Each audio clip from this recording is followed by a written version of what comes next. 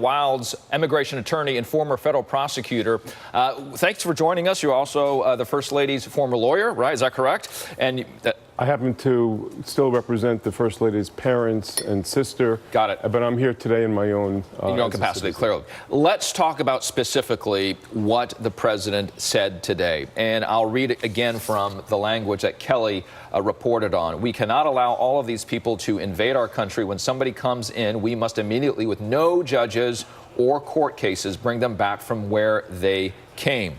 Is this saying no to due process? Let's pull the lens back, Richard, on the landscape here. Our founding documents and the Constitution protect all persons, no matter how old they are, no matter what their color, ethnicity, or party affiliation, with due process. The Declaration of Independence, life, liberty, and the pursuit of happiness.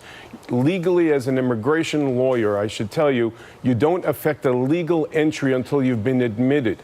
But once you're on U.S. soil, due process attaches, and you're entitled to a credible fear interview. They're here, Richard, for our country's mercy.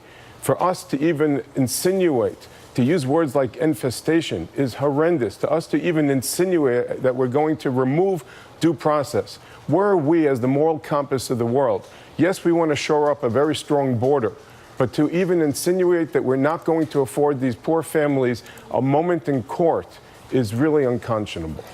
The word, if you look at it, you're saying that they are afforded, again, due process. There have been arguments from the right that says no, because they're not U.S. citizens, they're not afforded the protections and the rights underneath the U.S. Constitution. That is the counter argument. Absolutely, and the truth is, this is a political ping pong in order to rile up the base so that people will come up, as the last speaker said, in November. Once you are on U.S. soil, you may not have made a legal entry by the terms of art that immigration law has called. I'm a professor of law at Cardozo Law School in New York. But you are entitled to due process, and that is a credible fear hearing and to the kinds of protections that you would imagine. And again, let's keep this simple on this beautiful Sunday.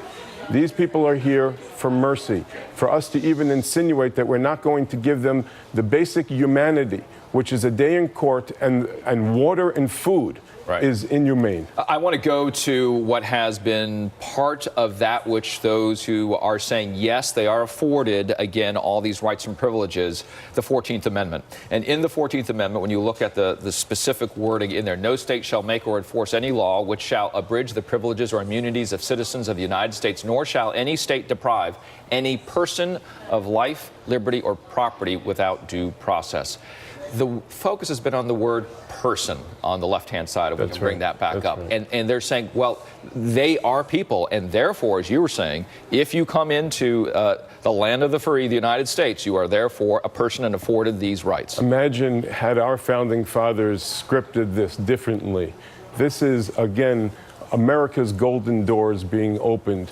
And we have to make sure at all times, Richard, that they're hinged open. The president is executing on laws on the books, broken laws that have been on the books for years. It's really up to Congress now to legislate, to make sure emphatically where the line on the sand is. And this has gone beyond being partisan, not Democrat, not Republican. It is inhumane the way these children are being treated.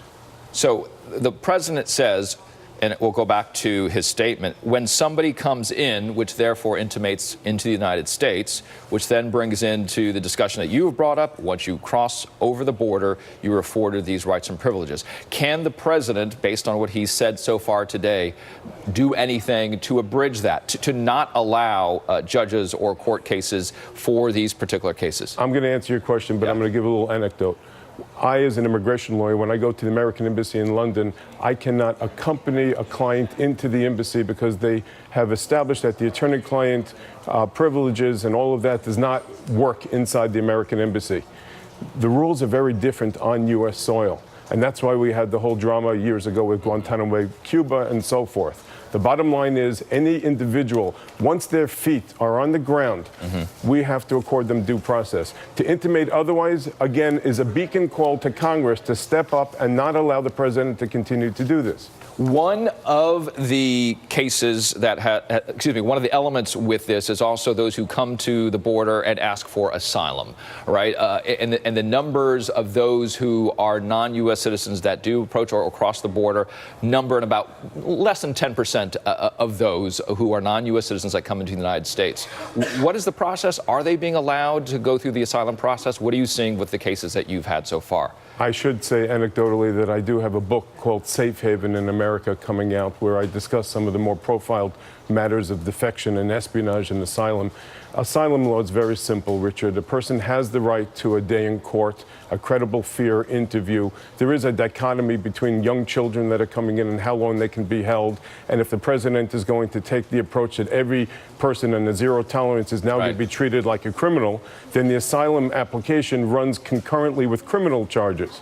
Now, they're slapping people on the hands on the criminality, but the asylum is the beacon call here, and there it gets a little complicated, because people who are coming from El Salvador, Guatemala, they're coming through Mexico. And the question is, do they have a right to asylum in the United States? Is it an economic magnet, or is it a political fear that they have in their nation? And there, the president is splitting hairs. They're running away from gangs. That's being sanctioned by the countries. The countries are not taking care of the gangs. These poor people are watching their relatives being felled and shot on their backyards. I have clients that are telling me, Richard, that the children are eating and they're more comfortable in these cages than they are in their homes, but it's still unconscionable that we would not give the biblical sense of hospitality that our nation is known for and even insinuate that we're going to stop due process. That is just unconscionable. Michael Wilds, thank you so much again.